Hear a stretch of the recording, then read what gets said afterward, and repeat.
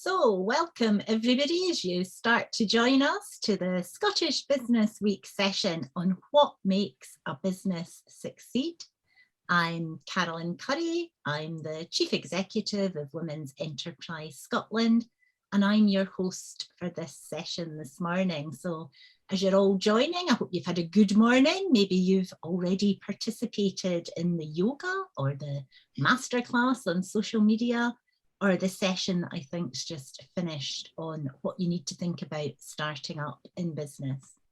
So before we get started, as you're all joining and settling in, I'm just going to run through the housekeeping first of all.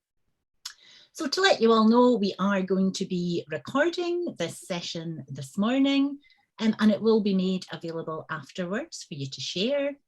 You're all on mute. That's just to avoid any background noise for the recording. So for the questions, please do use the chat function, which you should see on the right-hand side of your screen. I'm going to strongly encourage you to put your questions that you might already have for Vicky or for this session into the chat now as soon as you can. And we will do our best to pick them all up as we go along. So that is our housekeeping done, you'll be pleased to hear. And now it is my very great pleasure to introduce Vicky Brock and to get this session on what makes a business succeed started. So Vicky Brock is a serial entrepreneur who in 2019 co-founded her 5th technology company, consumer protection software startup Vistalworks. She has developed data technology that helps consumers and their families stay safe from the risk of dangerous, fake and illegal products as they shop online. Vistalworks has developed an intelligence service to help enforcement agencies and governments focus their resources to reduce online illicit trade. Now, previously, Vicky founded Clear Returns, named top tech startup in Europe by the European Commission. Clear Returns produced software to understand and reduce the return rates of large retailers. She's written extensively about those experiences and about being an entrepreneur on her website, vickybrock.com. Vicky was named Inspiring Woman of the Year at the 2019 Scotland Women in Tech Awards, Most Inspiring Business Person at the 2017 Entrepreneurial Scotland Awards, and won Innovator of the Year at the 2014 FDM Every Woman in Technology Awards. She is an ambassador for Women's Enterprise Scotland and regularly talks about technology and startups on TV and radio. So in this question and answer session, we're going to hear from Vicky about her business journey, the challenges and the opportunities, and what inspires her entrepreneurial drive. So as we go along and get started, as I say, please do pop in your questions or any comments you might have into the chat box, and we'll pick these up as we go along. But to get us started, Vicky, 5 technology companies you've started up. I mean, wow, what a career you've had. So to get us started, you maybe spend a few minutes just telling us a little bit about all of that background. Yeah, I guess I have very little choice but to be an entrepreneur because I'm completely unemployable. You know, I really I hate being told what to do. I'm useless at following instructions, and generally, you know, I would be a very bad employee. And I think that I'm probably one of those little test tube entrepreneurs that just was grown in a lab. But I don't come from a family. I don't have any exposure to business or entrepreneurship growing up. I came from Norfolk. I was the first person in my family to go to university. I still, despite 5 companies, still can't spell entrepreneur properly. But I definitely think I am it in the sense that I am very opportunistic. I'm always searching for problems and things that could be done better. And, you know, I just kind of walk around life going, oh, it'd be so much better if this worked this way. How do I do that? I was watching Doctor Who the other week, and somebody had a little contraption on their arm that was letting them talk to their unborn baby. I was like, oh my God, I should do that. Like that's a fantastic product. In fact, that is a fantastic product, and you know, I might do that. Excuse me, got excited because it is a really good idea. So yeah, I didn't. It took me a while to found my first company, and then once I did, there was no stopping me. I mean, really, what took me a while was knowing that it existed or how to do it. And once I realized once I understood the way to do it, and I actually did get help. You know, I had some great advice on that. There wasn't any stopping me. I think the barrier was that I had no exposure to anybody in my family or life that could give me a template.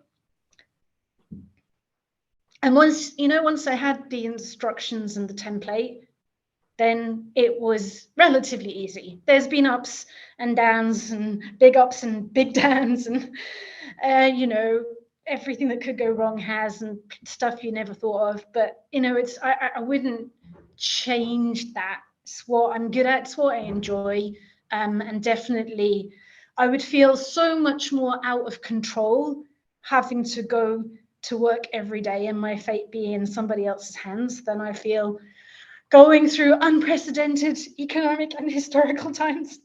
But you know, I'm at the helm, so it's on me. And I'm sure there must be loads of people sitting out there, you know, hearing you talk about that, thinking, yeah, you know, I've seen opportunities like that. You know, I've seen where I could change something. But it's that, how do you do it? It's quite daunting, especially, as you say, when you've not had any exposure to business before.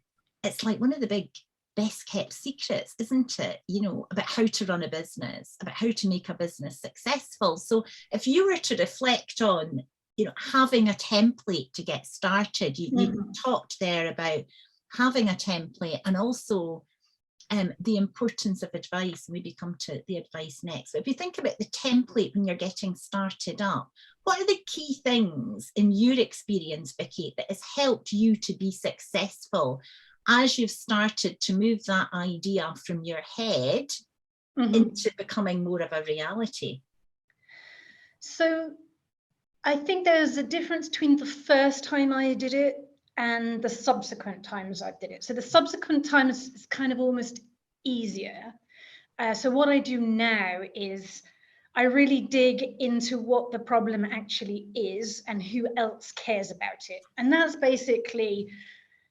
really kind of understanding the market and who's prepared to pay. So these days, I'll spend most of the time on, okay, I think this is a problem. Does anybody else? What does the problem look like in their eyes? And is there enough people willing to pay to solve it? So I sweat the problem, not the solution. You know, because if I understand the problem, who cares, and who's prepared to pay for that problem being slightly less bad, then the solution is almost like the easy bit. Because I now know what I know how to do, and I now know what I need to solve something and who I might call. So for me these days, I'm not too worried about how we'll solve it. I'm worried about, is it worth solving? So these days, my problem is more about focus. You know, I could be crazy egotistical and go, of course, my ideas are wonderful, but which of my wonderful ideas shall I do first? And, you know, the way to get through that is, okay, who else, you know, does anybody else care about this? And is this something ultimately that you can make a business from, as opposed to be an inventor? Or there's a big difference between being an inventor and being a business. You know, the business part does imply somebody pays, and then somebody else pays, and what they pay in the end is more than what it costs you to solve the problem. You know, those little bits and pieces. So, but the very first time I did it, I was much more focused on, I've got this great idea, I think it will be amazing, but I don't know how to build my solution. So I was very quickly, much too quickly, running from the stuff I now de-risk on paper. So, you know, and most of your business planning and prep can be de-risked on paper before you spend any money and raise any money. But I was very much like, I've got this great solution, and now I need to raise some money, and I don't know how I'm going to get all the people to help me build this tech, because I can't do it all myself. And so my questions were the wrong questions. I got the right answers to the wrong, like I asked the wrong questions and I got the correct answers to them, which was how to go about raising money and how I would build this technology. That wasn't the question I should have been asking. That was later. If I had totally understood what the business model for this would look like, what my solution needed to do, how I would measure success, who was going to be paying for this, then I could worry about the solution. And frankly, the solution doesn't, you can't define the solution until you've defined success. You know, problem first, whose problem it is, so customer second, what does half solved look like? You know, who's prepared to pay for it to be half solved or a quarter solved or just slightly less bad than it is now, because that's your first customer segment. And what does success look like to them? Because then all we have to do in the solution, and I say all lightly, but it's much more manageable than trying to boil the ocean at the beginning. All we have to do in the solution is make something slightly less bad than it is now for the group who most desperately need it and are prepared for us to do that. And now we have an external measure of success. And that is so much more achievable. Like, that is so much more achievable than I've got this great big technology solution in my head. And, you know, Elon Musk is going to love it one day, but I just going to need like $500 million to make it all real. It's like, honestly, seriously, this current business, and we had our stakeholders and our customers up front, you know, we built to a problem. Our very first version of this technology that we now sell all over Europe was built in an Excel spreadsheet and had a command line interface, and it was running in like Python that my finance director co-founder wrote. So, you know, and we haven't raised, apart from some money that came in from Scotland's Investment Bank, we haven't raised external investment. So yeah, these days I define success in two ways. I define success externally, like what does slightly less bad look like in the eyes of the people that are paying me to get there, and then what does success look like to me? Because frankly, that's all that matters. I'm too old and have done this too many times and been too kicked around to give a damn what, you know, the world thinks a successful entrepreneur looks like. No, I am so past that stuff, she says, without swearing. So I'm going to pause you there, Vicky, for a minute, because I feel like we're actually getting a masterclass on how to start up a business, how to make it successful, and to avoid some of the really common traps that people fall into. And it is, as you say, it's experience, it's having done it once, reflecting back, that you can really, really learn. And culturally, we're not so good about celebrating failure or things going wrong and understanding that actually we've learned loads from it. And those failures are going to set us up for our next successes. But I want in particular to start focusing in on your points around, really, you're talking about making sure that what you are building to de-risk you know, your investment, and the fact that many startups do not have access to significant funds when they're trying to find this minimum viable product. You know, that's what we're talking about. And I think your points around what is the minimum solution that you can deliver that people are going to pay for and welcome is not an approach that is broadly known, is it? People, you know, everybody loves what they do as an entrepreneur. People are really focused on delivering the best solution, the best service that they can. But the reality of the financial world and unless you're starting up as a multimillionaire, I'm guessing most of you tuning in perhaps are not. But, you know, the reality is every penny counts, doesn't it? You need to be quite frugal as an entrepreneur when you're starting up, to use your resources wisely. So actually trying to identify that start point in itself can make or break a business proposition. Yeah, and I think there's only a very narrow subset of people who come from a place where they can do the entrepreneur myth of, like, you know, not taking a salary for 5 years. I mean, I don't know about you, but I don't live in a world where not taking a salary for 5 years is an option. So if not taking a salary for 5 years, 4 years, 3 years, 2 years, 6 months is not an option, then either those people are pushed out of the startup and entrepreneurial environment, which can happen, or you need to be more mature as an ecosystem in terms of what success looks like. And I personally loathe the term lifestyle business and the derision with which that is treated. I hate it. Nothing makes me more angry than somebody implying somebody that needs to make a living from their business is somehow not a proper entrepreneur, whereas somebody that can run a business for 3, 4, 5 years and never take a salary because they're, you know, got some mates giving them some VC funding is successful. I mean, that's just crackers. That makes zero sense, and that's not good for anybody. Yeah, I see somebody on saying they're still the worst paid employee. Me too. Honestly, I feel your pain there. Yeah, constantly the worst paid employee. And it's important to bust those myths.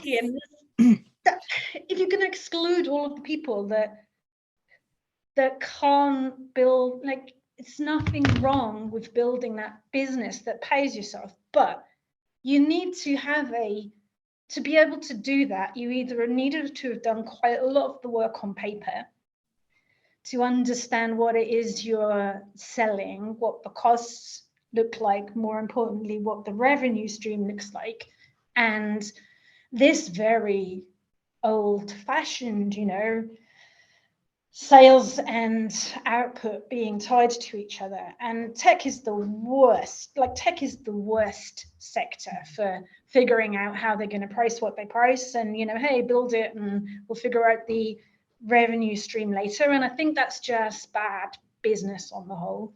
I think there's no excuse really and truly for figuring out what you're selling, how you're going to price it, whether the market is likely to be able to sustain that. You're gonna have to change. That will adapt. But I appreciate this isn't necessarily like a trendy view or your typical entrepreneur view necessarily, who maybe go, oh, we just raise a ton of money and we'll figure out the business model later. That might work in Silicon Valley. I don't know, but that doesn't work in most of Scotland in my experience. No, nor in mine, I have to say. I have worked in banking and worked with the lending book, and that approach doesn't really work anywhere, in fact. And I really want to drill down in that, because the first couple of questions that we've got coming in are around that key need to make an income from your business, to make it viable. So, you know, the first question is anonymous. Please drop your names in if you're asking questions, so we know who it's from. But, you know, just stating it is a worry when you need to make an income from a startup business, and asking, when does that subside? Or what are the tips to keep going through that period? And I do think that's a tough period, Vicky, because having a context, exactly as you're saying, having a context for what you think you should be earning, or what the reality should be for your expectations in that period, is really important, isn't it? To let you know, are you on the right track? What should a startup business, you know, be thinking about in terms of income? Yeah, and this is one where I think knowing why you're doing it, and again what success means to you, is so important. There are very different types of businesses and different types of motivation for creating a business. But what you nearly always hear about when you hear about startups and you hear about entrepreneurship is you hear about the 1%, the 0.5% style business, which, you know, is the kind of business I have done. Which is, you know, where you go out and you get external investment and you raise a lot of money and then you build something. You know, this is not normal. This is, even if maybe 5% of businesses get funded early on, you know, 0.5% of businesses are getting funded later on when they really need it. But this is what we tend to hear about. Whereas actually, you know, kind of the older I get, the more I feel the consultancy business model, the selling your skills, the seeing a problem in your field, that your specialist training means that you understand, and that you know, selling your time, or selling you know, a semi-automated package of services, or selling a mixed portfolio as we do a bit of this and we do a bit of that and we solve this problem. That is all, not only is that perfectly valid, but that's probably the shortest path to an income. What that isn't necessarily is ever going to take you on the path of the big scale up valuable business that somebody wants to buy. And it's like, why are you doing what you're doing? Some people are building a business to leave it to that. They're building a family business, and they're thinking, I mean, this amazes me. It's just incredible. And all respect to this, they're building a business that they're thinking about living over multiple generations. Other people are, and I did this with my first company, and my husband and I did this in our first business. We sat down and we were like, what are we good at? What do we know how to do between the two of us? Let's create a business where we sell, you know, we do that, and we sell our time and our services. Problem is that it's very hard to grow. But we did have a, you know, we for the most part, we made a perfectly good living. It was hard to get away. It was hard to take holiday. It was never going to have somebody come buy that business. But it was a living, and we were paid pretty much from day one. We got work, we paid ourselves. And there's nothing wrong with that. I think where it all gets a bit muddled up is when you're trying to impose this idea of what success looks like on these scale up businesses. And frankly, I like doing that type of business because it might sound weird, but if you're in the right sector, it's easier to do that kind of business than to do a really small business. It's easier to take holiday when you've got 20 people working for you than it is when you work for yourself. But that scale up business that is going to, it's only, your only way out of that business is either, well, there's a couple of routes. You go bankrupt, you get bought by somebody else, or essentially you sell the business to the market and it becomes owned by somebody else. And if you get bought by somebody else, like one other company, there's every chance that you're then going to be their employee along with your product or your solution. So this is a very specific route. And for most people on that route, you're trying to build the value of the business and you're trying to sweeten the package that somebody would buy. Therefore, taking money out of that business is not really helping that. So that's kind of a sprint. It's like, well, if we can get there quickly, we don't need to take too much money out of the business, and so it doesn't really make sense to be paying ourselves. Whereas if you're building a business for multiple generations, or you're building a business for your income, then that has to be priced in from before day one. And I would say that's one of your main success. Like, how are you getting there? It's just, I guess you have to be realistic. I've never in any of my businesses earned as much being a CEO or a founder as I would as an employee. Never. But then that's not what I'm in it for. Now I'm kind of rolling the dice in that it's like, I'm prepared to take some failures for the one where I get to, I don't know, do it all again, I guess. All for that. These are such important points to make, because I think if we look at pricing on paper, your points originally, what is somebody prepared to pay for your minimum solution? That's what you're thinking about when you're getting started. But equally, as you say, also part of your pricing considerations are, what do you want to achieve with that business? Are you wanting to embed it for your family as making, a particularly good family living and building something for future generations important, in which case you need to consider that? Are you building a business with a particular purpose? We hear from a lot of people, Vicky, you'll relate to this, who have set up businesses to help provide employment in their local area.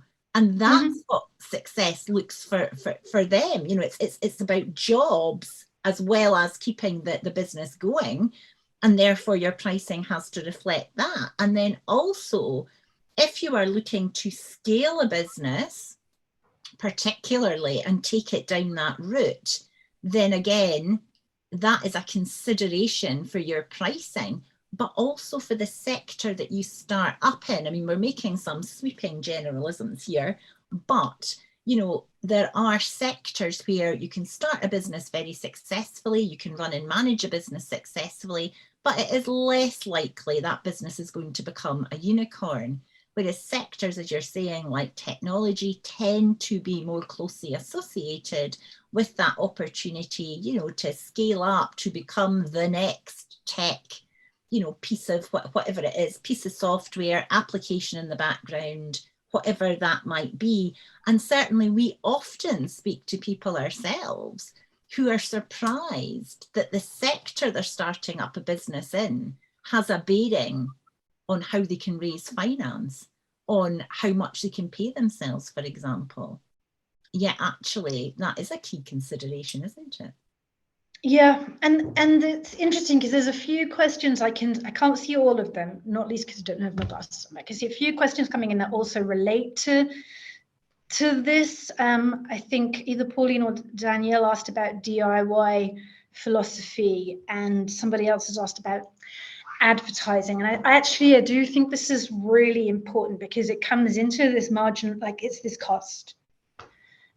And in the end, if you're not doing, you could be doing a charity, you could be doing a thing that is measured entirely on non-commercial outcomes. You could be an inventor, who's actually not doing the commercialization piece. But let's take those off the table and say we are doing a business.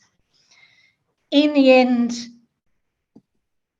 the either short-term or long-term ability of that business to generate a profit margin so that, whatever you're selling, whatever you're building, whatever you're doing is being sold for more than it costs you to make. That is the only way in even the medium term that you have business. For some sectors, you almost have to do that from day one, because the cost structure for your business is unforgiving. Retail, the cost structure is unforgiving. You know, if you have got a physical store and stock, you have so little you've just got so little spare cash to get anything wrong. You know, at its very simplest, you're buying something and you're selling it from a place where you should be able to sell it for more than you paid for it. And apologies to everybody in retail who's gone, that's a horrible reductive view of my business. I appreciate that's a horrible reductive view of your business, but you know, at its very simplest, you know, location, cost price, sale price. I think where you get this scale up in this unicorns bit come in is in tech. The curve works slightly different in that all the costs come up the front. In theory, haha, all the costs come up the front. And then when those costs have worked themselves through the system, you suddenly get into, allegedly on your PowerPoint presentation to investors, you're getting into 85%, 90% profit margin from this point on. You know, there are literally no costs and everything is profit, and we'll be unicorn and there'll be rainbows. You know, and that is one way of looking at the accounting. And it can be very tempting to then fall into the idea that, okay, well, I'm going to do a software company or a tech company, so I'm just going to hire a bunch of people, specialists, to build me all of these things, because the whole point is I incur my costs up front and then I make all of the profit margin later. That's one heck of a risky gamble, and it doesn't usually work out like that. But also, you've still got your things like the cost of sale. So, I mean, my business is now largely, you know, selling to governments and large organizations. So you've got a partner sales channel, you've got sales cycles of 18 months, you know, which we know and we've planned for and we factor through. But when you've got an 18-month sales cycle, there's that has an implication on the amount of money you need to raise, and also your timing for course correction. And so you've got these things in that little decisions you can make at the beginning, like I'm just going to outsource all of this. Well, if you outsource everything, what do you own? Like, what's your IP? What's your value? I outsource non-essentials. I outsource things that are not core to who we are and what we do. I outsource accounting. I could do it. I like doing it, but that is not a good use of my time. Now, I outsource the non-essentials, but since before day one, we've built every line of code ourselves. You know, and the thing is, and I now work closely with Microsoft, and it's a very constructive partnership, and it does feel like a partnership. Microsoft is the biggest proponents of like, God, we don't actually build this thing. I mean, like, we'll just do it we'll just make airware, do it in a slide deck, float it out there, see if somebody is prepared to pay a lot off the slide deck, and then we'll figure out making it. You know, I thought I was being crappy. I didn't mean crappy, I meant scrappy. Scrappy and cheeky with that philosophy. But actually, it's quite interesting when you see that go all the way through. But you can't do that if your business is a hairdresser, or if your business is retail, if your business is service.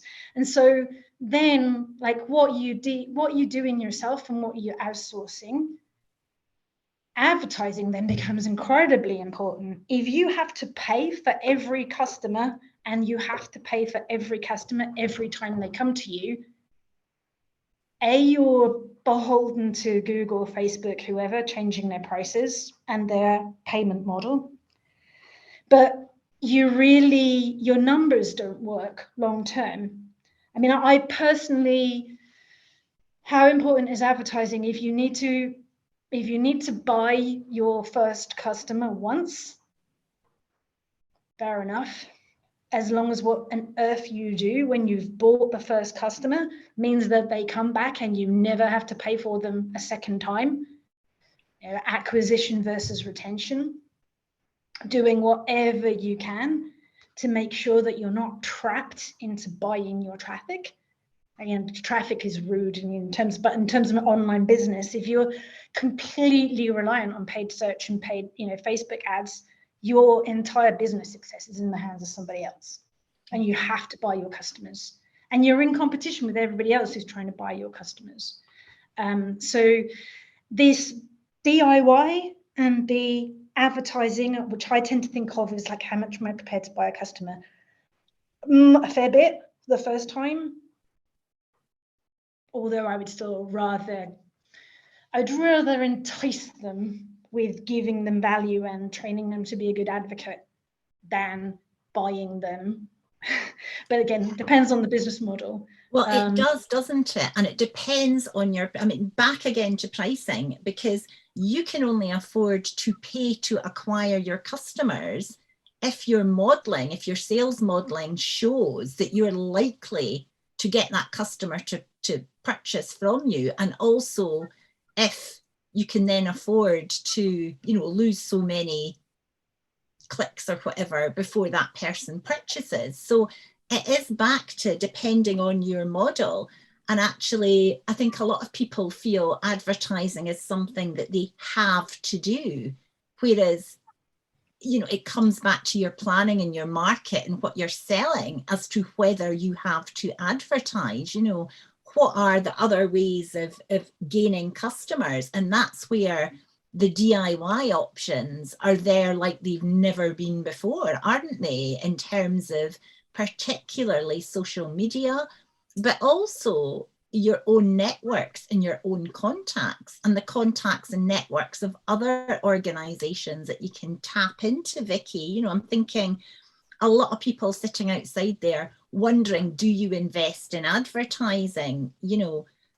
I would normally say as a banker, don't spend it unless you are going to get a good return.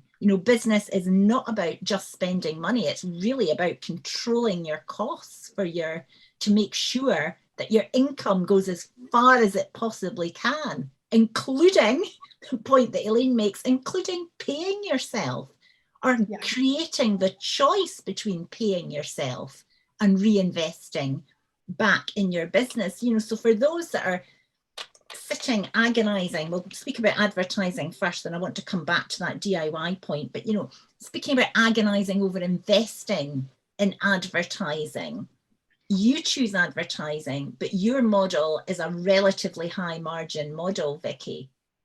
Yeah, and I used to work in I started my career in direct marketing and advertising, and it's not something. Despite that, it's not something I've ever done with any success at all in any of the types of businesses I do, which have all been business to business. Like, I've never once in my entire business running career done a successful business to business advertising campaign. And these days I don't bother. What I think personally in the businesses that I touch, the best possible advertising I can get is a customer telling other people how great we are. And so rather than me investing in trying to convince a stranger of something, I will invest in trying to help somebody who's already a fan have whatever they need to tell more people like them, even if that means that they get the best, earliest, cheapest, shiniest, experimentalist version of the product. If that means that they're getting the head of product on a call with them every 6 weeks saying, what would you make your life easier? And then we build that, so be it.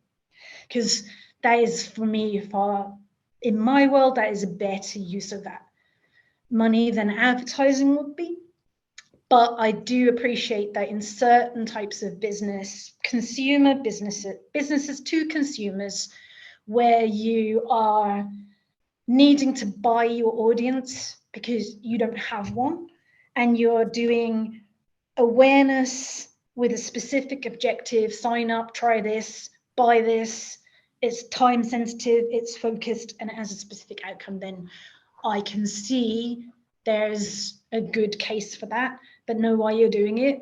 and know what success looks like and how you're going to measure that, and be ready to do a handbrake turn. Yeah, well, quickly. That's it, isn't it? And also, you know, there's nothing wrong with trying to find out, is that working for your competitors? You know, as much insight as you can get is that investment working for other people is important. Otherwise, you're investing blind, and that never is a good strategy, is it? Okay, I want to come back to the question on DIY when you're starting up. I mean, you just, the question from Pauline is roundabout, you know, for example, setting up a website. I mean, that is a common resource. Lots of businesses want to have, particularly in this day and age, a website advertising their wares. But do you do that yourself? Or do you take out a loan for a web designer to go and do that for you? And I'm very interested in your comment. You know, you started off effectively with a bit of Python that one of your staff could write in an Excel spreadsheet. Now, that is not the perception of the usual glossy behind the scenes tech company, is it? But increasingly, that is the reality of businesses, that we're cobbling together as much as we possibly can to get that minimum starting point, and then the rest can come. And just your reflections on that, I guess, for Pauline, who's sitting wondering about investing in that website with her own skills and time, or paying someone else to do it. Yeah, so I should listen to my own advice on this one. And the reason I flagged that up is because I just haven't, and I'm reminded my own advice was very sensible. I do not pay for any of that stuff. There are like everything from Squarespace. Squarespace is a great one, but there's like some landing page, I can't remember what they're called, but there's some tools that are basically free or as good as free, where you know you don't have to have any coding skills at all to make a perfectly sensible looking thing. I mean, Squarespace, for example, there are templates where you literally just change the words. Sure, you could change the image. Perhaps it's a good idea to change the image too, because otherwise there's going to be like another 200 websites out there. But who cares in the end? You just literally put your name and your details in it, and you just change the words.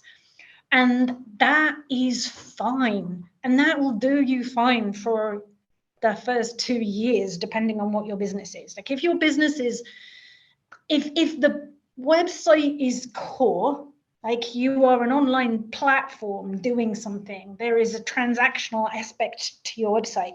The website is super core, then I would argue that, you know, that is the bit you can't strip away. That is the bit you have to build. And you really would want that being built from inside rather than outsourced. But if it's not core, and I made this mistake quite recently in that we're really busy, like we're incredibly busy. I've got less people than I need, but then I'm also very nervous about increasing our headcount too much because everything is very up and down and uncertain. And you know, in uncertain times, you have to stay adaptable, and therefore I feel you need to keep a grip on your costs. So we're running busy, shall I say. And our website is rubbish, and it's been rubbish. I built the website 2 years ago. Somebody in my team tidied it up 18 months ago, and we've been like all cringing ever since. And this time last year, I was like, you know what, we'll just pay somebody to do that. And honestly, it's been the biggest thorn in my entire life. It was this website that I paid for isn't up because it's inept. It was actually way more distracting to try to get somebody else to build it who didn't know about the business. We ended up writing the copy, then we ended up having very specific security requirements, which I didn't think were weird. I just thought they were normal, and they are. But you know, none of that stuff was taken. And honestly, this saved us a bit of time by getting the website bit outsourced to somebody else. Was stupid. I should have listened to my own advice, because actually it's interesting. I thought of it in the moment I said, oh, we'll just pay somebody to do it. I was thinking this is non-core. But actually, as soon as that became process was underway, and I was like, well, it's got to meet our standards. It's like, it's got to be our security standards. This can't possibly be a weak point into our infrastructure. This can't be a way in, so therefore it needs to be built in to these standards, and of course it needs to be multilingual because we're dealing with multiple markets. And why the hell would you code it that way? It was like, I'm wrong. I thought of this as marketing and non-core, and actually it's completely core, and it should have been ugly but existing in our world is better than pretty and still on a visual.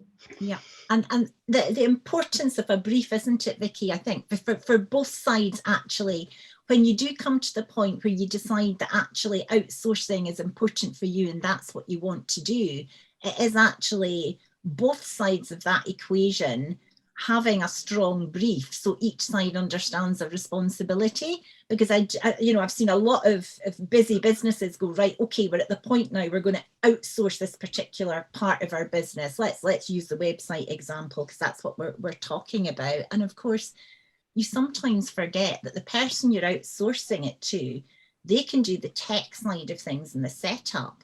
But the people that are going to have to deliver the content for that new website are ultimately going to be you and your team. And therefore, there is a time element for it. And it is the working it through as a team, actually, to get to the other side that's critically important in that, isn't it? Because, web developers will do the web part. They're not going to be at one with the nuances of your business. And you're still going to have some sort of resource into that element of it.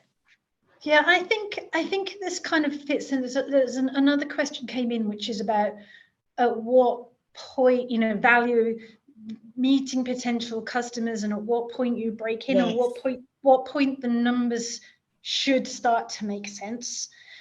And I think this is interesting, and it's one of the things that I didn't understand, even perhaps in clearer terms, which was nearly 10 years ago that I started that one. That was like a full 5 and a bit year cycle, and a year in purgatory, and then starting the next one. I didn't understand, and I should have done, because it's kind of in the books, but you have to live these things. The cost and the role and the influence and the cost and the behavior of the first purchase by a customer is almost irrelevant. It's like their second purchase, their third purchase, their fourth purchase, depending on your cycle, that makes your business. And I think you see this a lot. I don't know if any of you came across, it was just seemed to be a few years back, every business was a tech company selling mattresses. And they were selling these super fancy, expensive mattresses. They were sponsoring every podcast, every blog. It just seemed to be wherever you went, there was about 5 very well-funded mattress companies flogging you their specific expensive mattress. And it turned out they were selling them at a loss. Even though they were very expensive, it was costing them 3 times the price, 3 times the cost of a mattress to sell the first one.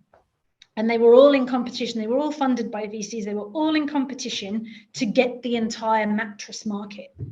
But what nobody, and this is, I find it hard to believe, but this seems to be true, what nobody kind of said is so how often will people buy another mattress?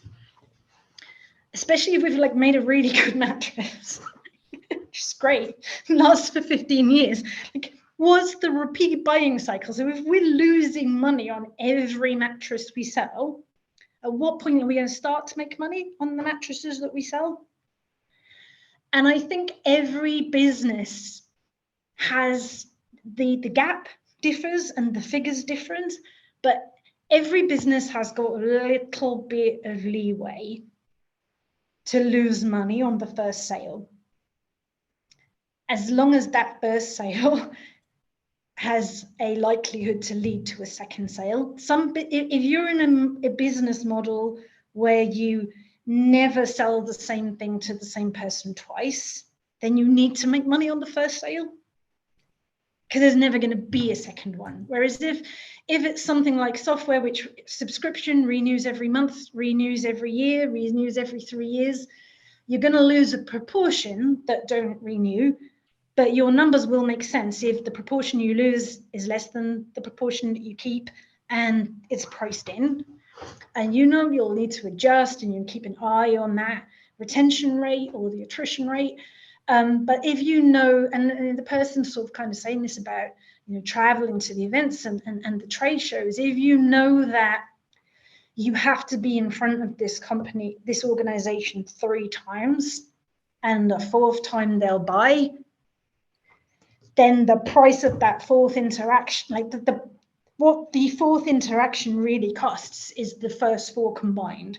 Yeah. And it's not really 4 separate costs, it's one joined up cost. And the cost of sale is getting in front of them 4 times. Yeah. And all the travel and everything that goes with that. And if when you add all of that up and you go like, I had to get in front of them 4 times and this was all of the costs and this is what I spent, and in the end, like I recouped 10% of it, that as a sales route to market, like something's off. And unfortunately, it's very rare that you can go, it is very rare that you're in a space where the market lets you charge 10 times more for your thing because your costs don't make sense. Competition and what everybody else is charging. So then what do you get to adjust? It's like, well, is there anything we can do to shorten it from 4 times to 3 times? Is there any cost we can take out of getting to the 4th sale? Is there another way we can do that through, I don't know, creating amazing content or like having somebody call them every month? Does it have the same effect? And then you're iterating, and then you're acting like, I guess, like a startup in a way, in that you're just trying to find the mix of getting to them with what, priced at what, that means the numbers work. Yeah, and back to that planning, isn't it? Know who you want to sell to, and imagine there'll be quite a few people sitting thinking about trade shows because they are an acknowledged route to market. But equally, if you know who's going to a trade show, if you find out who's going to be there, you can have a plan of attack. Because I think often some businesses will go along and stand at their particular stand that they've paid for and rely on that passing traffic. But I don't know about you, I've certainly heard of others who have been proactive. They've looked at who's going to be there and they've ensured that they have somebody else with them so somebody can staff the stand while the other person is effectively going round selling to all the others that are there that may be of interest in terms of prospective future customers, sales and orders. And I just wonder, particularly in the context of trade shows, Vicky, any couple of sort of top tips for success in that channel? I think I've always been constrained by cash. So I haven't done them recently. I've always tended to see if you can get the list or buy the list, because that way you don't even need to have the stand or go. You just buy the list of attendees. And nobody remembers whether you were there or not, frankly. Like, nobody remembers if you won the award or not. Nobody remembers the detail. So if you kind of do the follow-up, I mean, these days, like I have some of my team do follow-up at conferences we're not at. They'll get on their hashtag and they'll like say something sensible about the theme of this thing that we're not even in the room, but we're participating. And so we've tended to be quite nimble because I'm like extremely tight, don't like spending any money. So it's okay, can we get to our desired outcome without actually having to do the bit that's got the costs associated with it? And yeah, sometimes that works and sometimes it doesn't. So I used early in my career, I did a few jobs where trade shows. I had a job in a theatre, West End theatre. It was horrible. Anyway, but you used to do this big trade show, and all of the people that booked the coach tours would come to see what shows we were going to be on in London next year, and then to decide which show they were going to buy. But and I did that. But then it turned out like you ended up marketing a show that was terrible, that closed after 8 weeks, and it doesn't really matter how good your stand was, because the product was a stinker and it was never going to run. And so I've tended to go down the route of product and customer generated selling. But that doesn't work in every field. It doesn't work if you're selling undifferentiated product. Like if you're selling exactly the same as 5 other people, unless that's being sold or positioned or bundled in a niche way, unless there's something a little bit different about that, then even if that's your service or your availability or your kind of like promise, I don't know what, your value proposition that comes with differentiating it, then you can get to the point that you're just selling on price, and that's a brutal world to be in. Yeah, and I think it comes back to, everybody's cash flow is limited in some extent, isn't it? It's about choosing what works for you. It's about not being afraid to say, well, it's working for somebody else, but it's not working for me.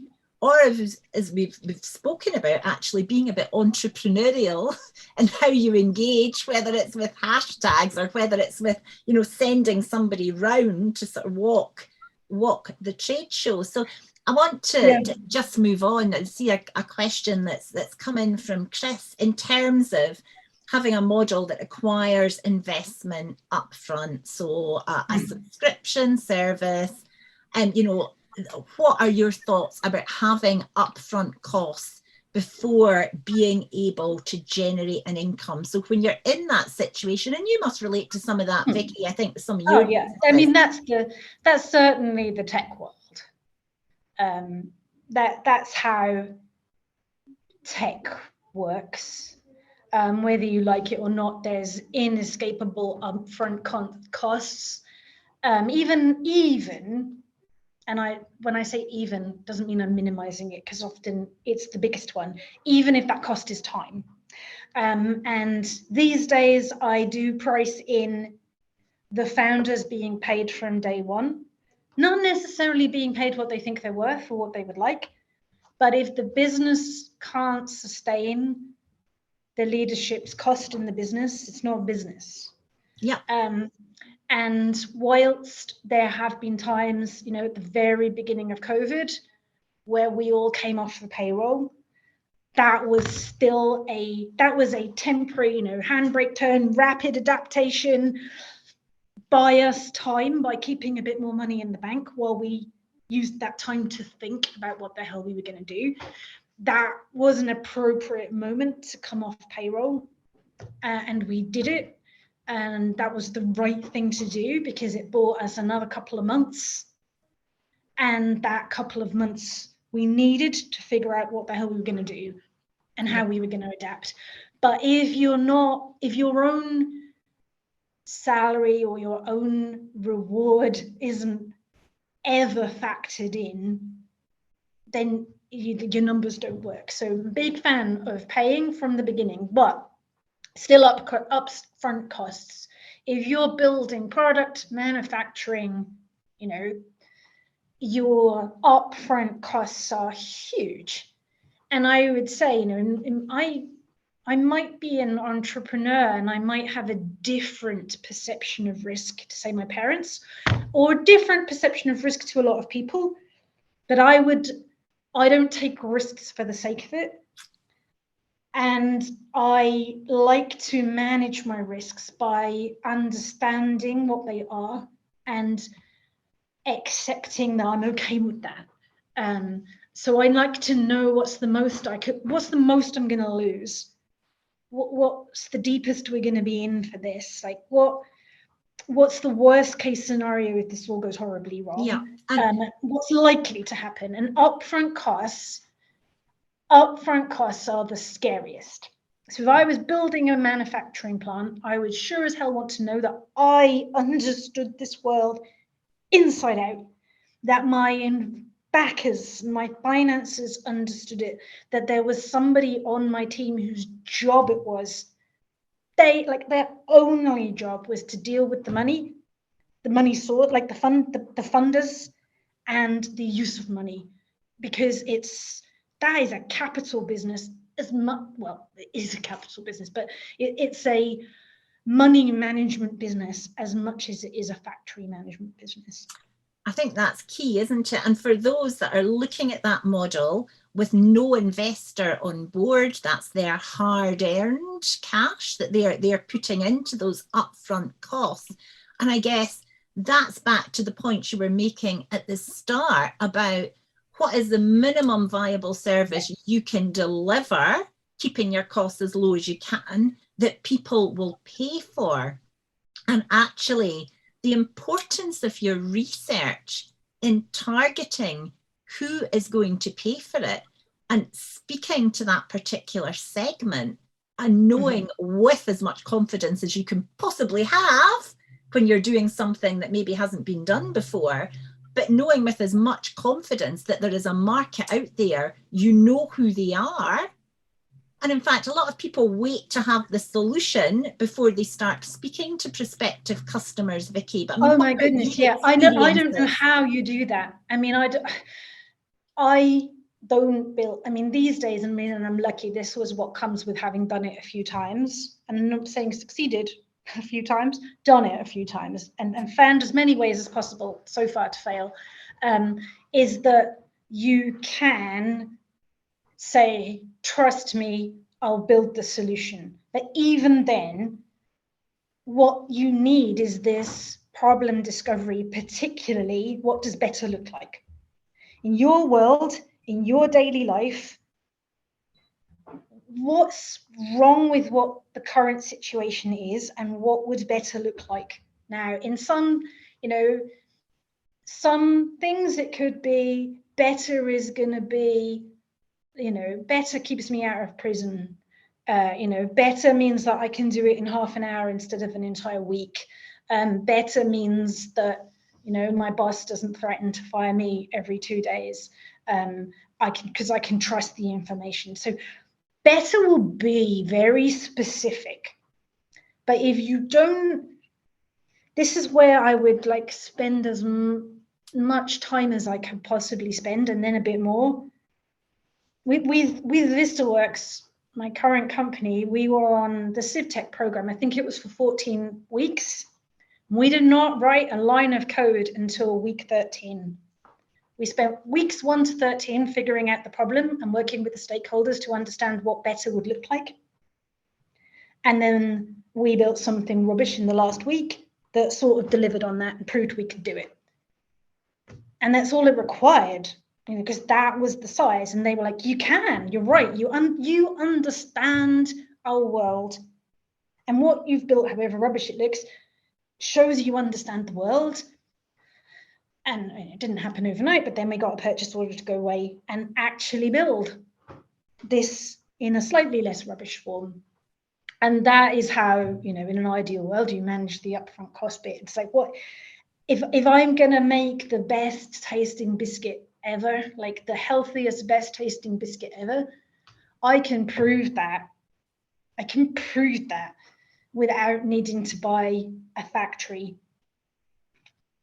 And if I've proved it, there's almost certainly going to be somebody willing to take a punt on part funding, fully funding, assisting me with the factory.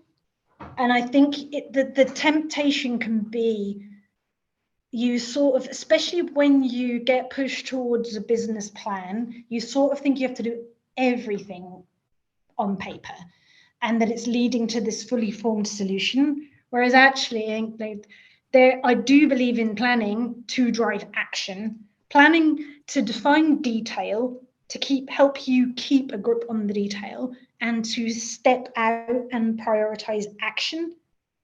But then you do it, you test it. I have regular check-ins with my team, which is like what did and didn't work. And it was interesting, you said something a minute ago, Carolyn, doesn't work for everybody.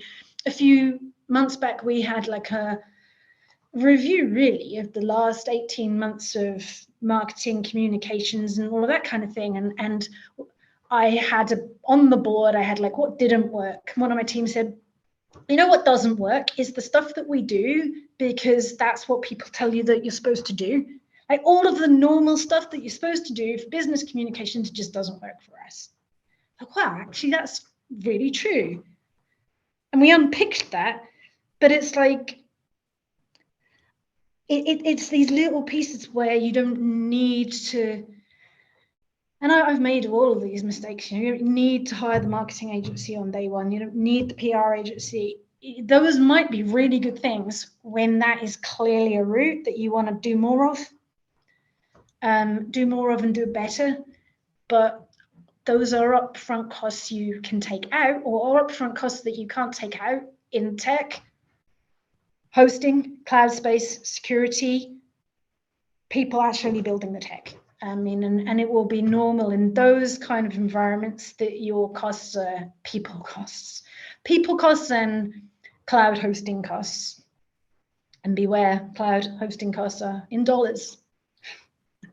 Well, yes, very, very relevant, which takes me in. I just want to say to everybody, first of all, if you have any final questions, please put them in now, final questions or comments, because time is rapidly vanishing as we thought it might with this particular event.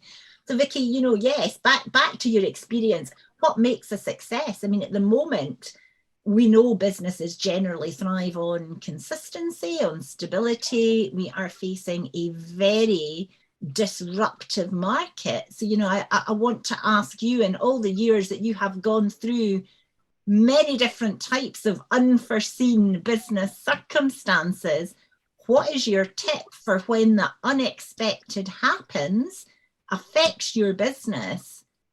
What do you have to do to try to navigate back to that firm land and the other side? Yeah, I think that for your own like sanity and health, you sort of have to split. Well, this is what works for me. I have two piles, things I can control and things I can't control. And I can de-risk, manage, prioritize, and spin the plates I can control and keep them spinning. And I can do my best at that. And then there's like the pile I can't control. And, you know, the sad thing is you can be the best, you know, you can have the best business doing the best job of spinning your beautiful plates, you know, tourism businesses at the start of COVID, right? You can have a great business that has worked with great people doing the right thing, and all your plates are spinning as well as they could, and you are doing everything right, and the pile that you can't control overwhelms you regardless. And that's not fair. That's also reality. I think with the pile of stuff that you can't control, you sort of have to keep adapting till you can't, or it doesn't make sense to. And I personally think, you know, if it's killing you, if it's bankrupting you, if it's costing you your family and your friends, it's okay to stop adapting. You know, I think there comes a point when I think that the stuff you can control, you get better at over time. You know, you can keep trying. You know, you will get better at what you do. You will learn from your mistakes. The stuff you can't control is the stuff where adaptability and resilience, which I do think are learned techniques, matter, but then so does blind luck, and that's grim and unfair. You know, being in the right sector or the right place, or just kind of. And I sort of saw something tweeted the other evening, and I try not to look at this stuff, but it was like, I think I don't know, the chairman of the Conservative Party or something said, we're going to get rid of all regulations. I was like, seriously? Here I have got like great technology for regulatory compliance, and whilst I thought there was a risk with Brexit, and I have like moved to the EU and I have parallel companies, I didn't think you were going to get rid of all the laws, because who saw that coming? I mean, actually, I have worried about that, but it's like there's some stuff that's so existential. Hey, we're going to get rid of laws, you know, or we're going to get rid of, you know, trees or whatever. It's like, you know, okay, I have to adapt in doing. Is there something else I can do with what I do? Or do we now minimize exposure, cut costs, hunker down, survive another day and see what that looks like? And I'm a big fan of that. Buy yourself breathing space. Yeah. When the world gets hard to understand and unpredictable, is even more important to keep a grip on your costs, because costs buy you time and time buys you thinking space.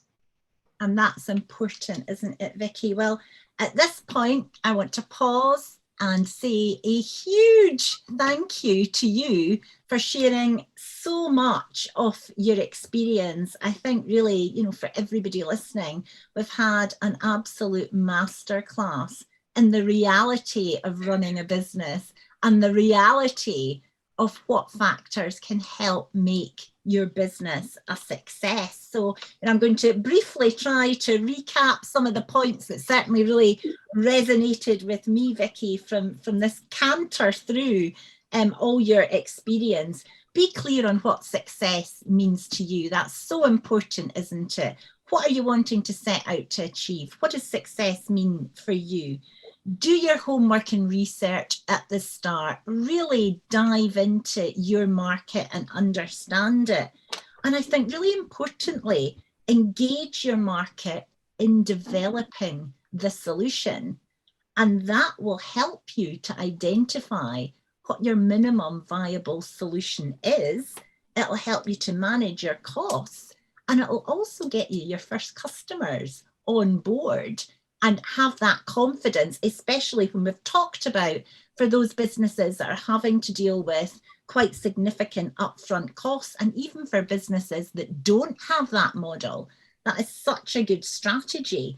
And also to get as much value as you can out of that customer, and to consider the whole of that customer's purchasing life cycle and how much they can come back to you and buy from you. Well, as ever, Vicky, speaking to you, I learn a huge amount myself.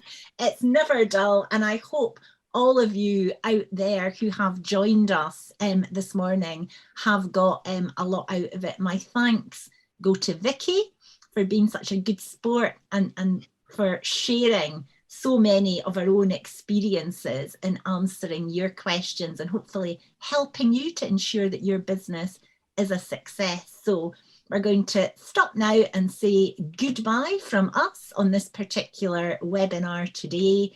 And we hope you will enjoy so many more of the sessions that are running this week and make the most of them, especially because they're all free. Okay, thanks very much. Have a great rest of day and enjoy the rest of the week. Vicky, thanks again from me. It's been an absolute pleasure. Thank you.